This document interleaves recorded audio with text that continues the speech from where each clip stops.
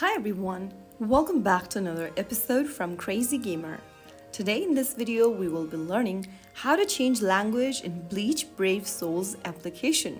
To change language in Bleach Brave Soul, first of all open the game on your device and then tap on the gear button at the top right corner. From the settings menu that pops up on the screen, tap on language at the bottom left. You will then be presented with the list of language available. Choose the available language from the menu, and once you do that, you will then be able to change the language setting. The languages must be downloaded first, so tap on the OK button and then your language will be changed.